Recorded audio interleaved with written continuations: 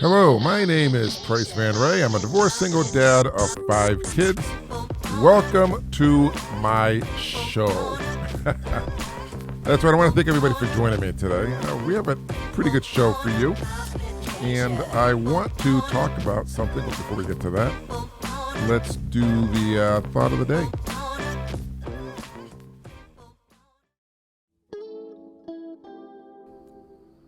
The heart holds more than hope. It holds love. That's right. The heart holds a lot of things. It is so amazing what a person's heart can hold because, when you think of your heart, you always think of it like a muscle with blood and vessels and all that stuff. But actually, there's more to the heart than what you actually think it is. The heart holds memories. That's right. I can remember when my kids were young. And when I remember fondly back on those years, my heart starts pumping and I start saying to myself, I remember those days. I remember tucking my kid in bed at night. I remember taking him to school. I remember a lot of stuff. But the heart does hold more than hope. It holds love. It holds so many things. It's amazing. So, that being said, I want to talk about something today on the show, and it is about me. You see, I was an overprotective parent, and that is going to be the topic. Because in my opinion, I think it's good to be an overprotective parent. You have to watch your kids. You have to make sure your kids are going to be safe.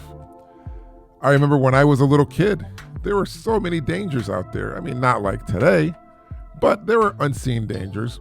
And now that I think about it, maybe there were just as much or as many dangers, but we just didn't have the internet. We didn't have the technology we have today. But I will tell you this. I was lucky, in my opinion. I was happy that my parents were overprotective because they kept me safe. Now I'm going to tell you, I have 5 kids. If you don't know that, 5 beautiful kids. I have 3 girls and 2 boys. Now, I'm always overprotective over all of them, but especially the girls. And I'll tell you why, because you hear so many stories about girls being abused, girls being attacked. I hope my boys can fight off whatever's going on, but this is when they're really young. And little boys can't fight off or fend off either, but little boys can be victims too. Everybody can be victims. And me being an overprotective parent, I heard about a lot of stuff that goes on in the world, and it's horrible. You just don't want that kind of stuff happening to your kids. So, when my kids were old enough and they had to walk to school, we lived in the suburbs at the time, so it wasn't that dangerous from what I understand. I didn't hear the cops knocking on everybody's door. I didn't hear the fire engines running up and down the street, the ambulances. I didn't hear gunshots. So the neighborhood I grew up in, and as a kid, it was the ghetto. It was pretty bad. There were shootings, there were fights, there were gangs. It was, the list goes on. I don't even have to tell you the kind of stuff you'd see and hear the ghetto. So I always wanted what was better for my kids. So when I got married, I moved to the suburbs. And my kids, I felt were a little safer. You could leave your bicycles on the lawn. Nobody steals them. You could leave your car door unlocked if you want by accident. No, you can wake up and your car's not gone. To me, in my opinion, where we lived, it was a pretty safe and secure neighborhood at the time. I don't know how it is today, but when my kids were growing up there, it was good for me. A different environment. I felt a safer environment. Culturally, it had to improve on it, but as far as safety wise, I was pretty satisfied with it. Now, my girls and my boys, they had to walk to school, so I was always afraid, just in case something does happen, because they have to walk by some wooded areas. I wanted them to make sure they could call me anytime, so I got them cell phones, and having the cell phones, I expect them to call me whenever there's a problem or if there's not a problem. The cell phone is there for their protection and my peace of mind. Like any parent says, you want peace of mind. You want to make sure When your kids leave the house in the morning or at night, they're going to be safe. If there's any kind of problems, they're going to call you. They're going to say, hey, Mom, Dad, this is what's going on. So, yeah, and I got my kids the cell phones, and at the time, and even now, they sort of disagree. They have their own opinion, but they'll say, Dad, you were overprotective. And I said, it's better, in my opinion, to be overprotective than underprotective. To have an overprotective parent means they care.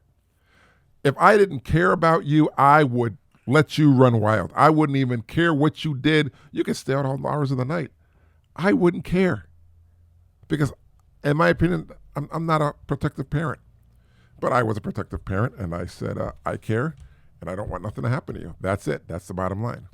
So, I always tell my kids, the world's not safe.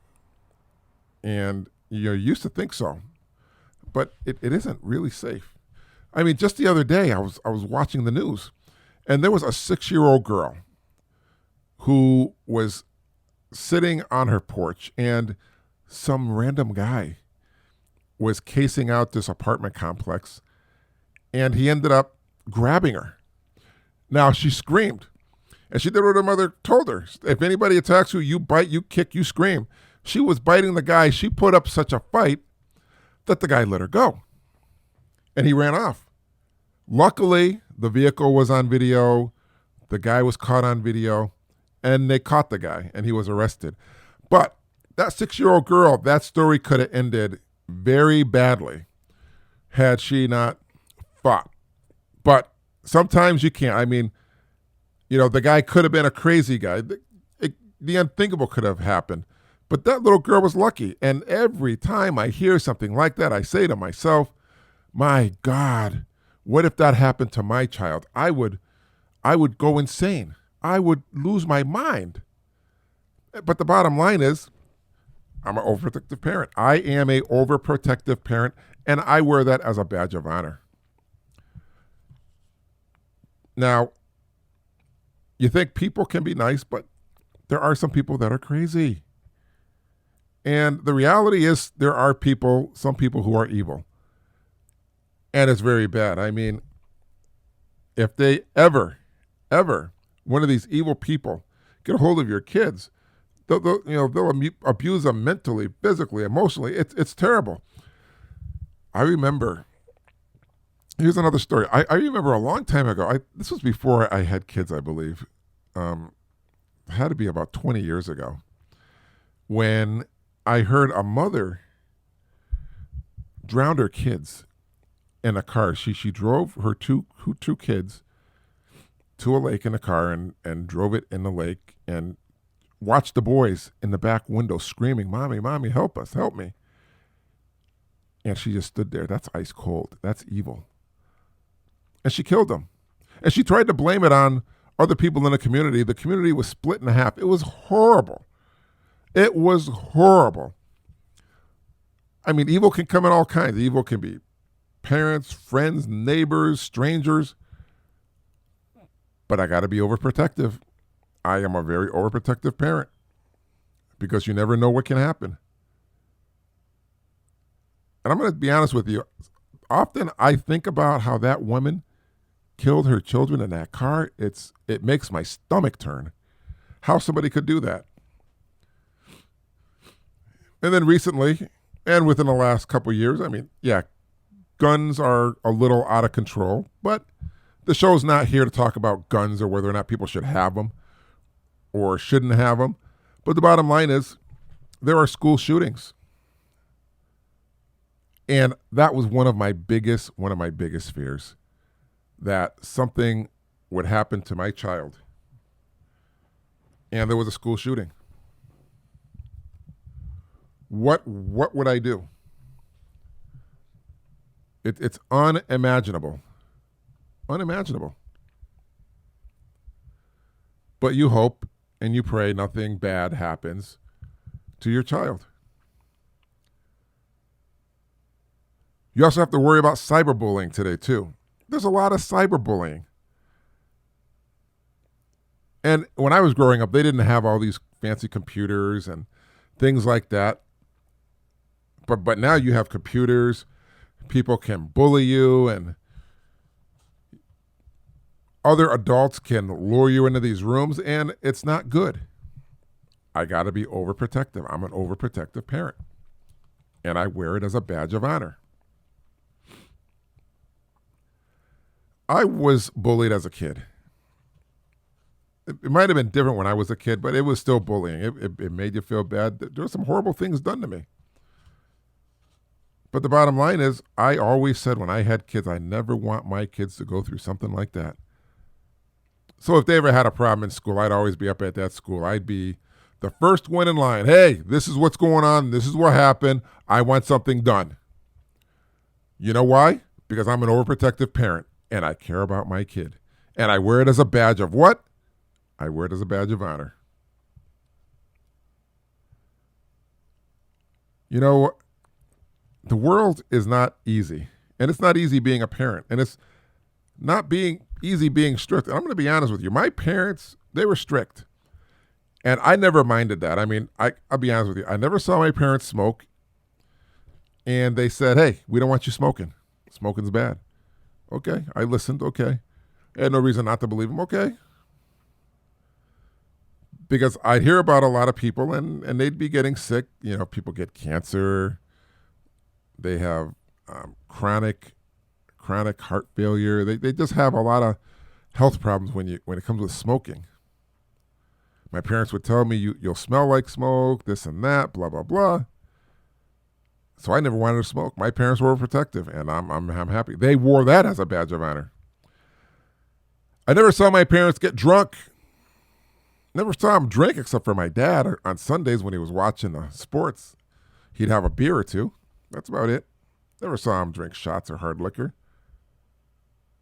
But they made it clear they didn't want me drinking. One, I was underage. I was not 21. And two, it's not good, especially in the family. We have a lot of alcoholics. And I always said, yeah, we have alcoholics in the family, and I don't know if drinking is hereditary, if you'll like it or you have a disposition to it. So I'm not going to drink. Why would I do something like that? It's insane. For me, I'm not going to say now, I'm not going to die and say I'm not going to try a beer. I'm not going to try wine. I probably have two bottles of wine a year. That's about it. I'm not a big drinker. I like soda. Soda is my weakness. My definite weakness. I melt when you say soda or fruit punch or juice. I prefer that over alcohol. I really do. And I remember when I say my parents are strict, I remember when I went out, they always wanted to know where I was, and that's fine. I'm not up doing nothing bad. I would call them. Now at that time we didn't have cell phones. You'd have these phones on the street, phone boxes, and you'd just put a dime in or a quarter and say, hey, I'm going to be late. So if you're going to wait up, here it is. I'll be home at this time. And a lot of times I'd call collect. I'd say, hey, I want to make a collect call to my parents. Give them the number, the operator, and they'd collect it. And that was that. My parents were strict, and I don't mind that. They wore that as a badge of honor. I remember they were strict. They said, at this certain time, we're going to eat supper. We're going to sit down as a family. And in my opinion, that's good. There's a lot of people nowadays, as a family, they just don't sit down as a family. They don't do that. I don't quite get that. Well, I get it because my family, unfortunately, I'm divorced. So when you get divorced, a lot of things come with that, unfortunately. And I guess I sort of lost the reins as far as sitting down at the table because at the time we were moving here and there, and part of the time we were homeless, so there really wasn't a table to eat on. But I'll tell you, I would really love to sit down at a table with my kids like I did when I was a kid, and you have a conversation. I remember my parents would say, how was your day today? Day was good. They did have a conversation. They did get you to talk. So you would have these skills as an adult. When you grow up and you have kids, you can teach your kids, hey, this is how you talk. This is how you eat. This is what you do. We are strict parents. We are proud, and we wear it as a badge of honor. It's true. It's tough being a parent. And if you're strict, you're strict. The bottom line is there's no books on being a parent. No real books. Being a parent is like a life experience. You have to live it. You have to go through it. Now, you can draw upon your own personal experiences. You could say as a kid, I agree with what my parents did in this situation, but I don't agree with this situation. So I'm not going to do this. Why would I do this if I disagree with it? If I didn't like that when I was a kid, I'm not going to do it to my kid. You will make a decision about how you're going to discipline your kids. Now, my parents were old school. They were heavy-handed. Me, no. A totally different approach when it comes to discipline with my girls and my boys. And I also feel every kid's different too. Every one of my kids is different. So you have to, when it comes to discipline, you have to figure out what works with each of them. Now, I'll give you an example. My oldest daughter, all you had to do was yell. Oh, she'd start, those tears would start flowing. She'd be crying bloody murder like somebody's, like it's the end of the world for her. So I never had to do anything else but yell. Just yell. But I didn't yell all the time. I rarely yelled. So when my kids knew, when my voice was raised, they knew, oh my God, Dad's pissed. Dad, we did something bad. We did, step back. Because they rarely ever heard me yelling. Ever. And I wear that as a badge of honor. I'm really not one that goes around screaming and yelling. I think it's a waste of time. It's a waste of energy. It's a waste of emotions. You got to have control over your emotions. If you don't, I don't know what to tell you. But when you're a parent, you learn this stuff. You got to take it day by day. And you got to hope for the best. You got to hope that your kids are going to listen and learn, especially listen. If you tell your kid, hey, we're going to go camping. I'm going to step away for a minute. Do not put your hand in the campfire. Did you hear me? I'm going to say it one more time. Do not put your hand in the campfire. It is hot. Okay? I'm going to say it one more time. If you put your hand in the campfire, when I step away, you are going to get burned. Now, hopefully your kid will listen. They'll be like, we're not going to do that. Or are they going to say, I dare you. You got 2 kids. I dare you to put your hand there for 1 second. They're going to realize when you get close to the fire, they're going to get burned. And in life, you don't want your kid to get burned given any kind of a situation, because there can be so many situations where they can get burned, where they'll be scarred emotionally, physically, mentally, and you don't want your child to get burned in any way or scarred in any way possible. You know why? Because you love your kid. And you know why? Because you want to be a protective parent. There's nothing wrong with being a protective parent. Don't listen. If your kids get older and say, hey, Dad, I remember you're overprotective, I say, yeah, that's right. I don't care what you say. I care what you think. But as far as what you say, it is my job to keep you safe. It is my job to make sure nothing happens to you. It is my job to make sure you can grow up a good individual without any scars, without any burns, without any marks, mentally, physically, emotionally. I got to make sure you're intact. I got to make sure you got a chance at life. I got to make sure you're going to be okay, because one day I'm not going to be here. I'm going to be gone. A memory, ashes to ashes, dust to dust, Serenata Dad, pushing up the daisies, and you are going to be here by yourself with the loved ones you have in your life. And you're going to have to make decisions, and you're going to have to draw upon your own life experiences and things like that, because I'm not going to be here. But I'll tell you one thing. I am so glad I was an overprotective parent. And I hope I did a great job. I hope my kids understand that. Because I love them. And I don't want nothing to happen to them. And now, it's story time. Willie, my father, grew up in the 1920s Mississippi, a black man. And it was tough. My father was a sharecropper's son, yet he wanted more. When he was young, his mother died on his lap on Christmas Eve because in those days, hospitals were segregated. There was no way for his mother to be seen at a hospital that was close by, but she had to go to a different one, miles and miles, over 70 miles away. That scarred my dad. I could see it, emotionally and mentally. Soon this sharecropper's son left the nest wanting to have a family of his own. Well, I'm going to have to tell you, my dad did marry. He met a woman, Edith, from Vermont, and they had a great family. And now, at the time, they were in their 80s. I remember he walked into the kitchen of my house and saw the grandkids making supper for them. He said, Christ, this is what I always wanted, to have a family he never had. And I was standing there and I looked at him and I said, Dad, you always had it. You always had that family. I could see a tear in his eyes. He smiled at me and said, thanks, son. You know, this is just something I wanted to mention because in my opinion, from me to my dad, family is important. And that, my friends, is the rest of this story. I want to thank you for joining me today. If you enjoyed this podcast, you can download any of my past podcasts morning, noon, and night and hear it all over the internet. It would be great if you did it, if you could hear what I have to say. So that's going to bring us to the end of the show. I want to thank all of you for listening today. It's been great. And don't forget to be nice and talk nice to everyone you see. You know why? Because it's free.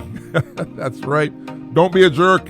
And remember this one last bit of advice. Tomorrow is never promised. So don't go to bed angry at your child or anyone you love. And before you go to bed tonight, hug your child and tell them, I will love you forever, Dad. Hey, listen, everybody. Thanks for joining me today. And let's do it again. I'll see you next time here on my show. Be well, be kind, be back, peace. And I, my friends, will see you later. Goodbye.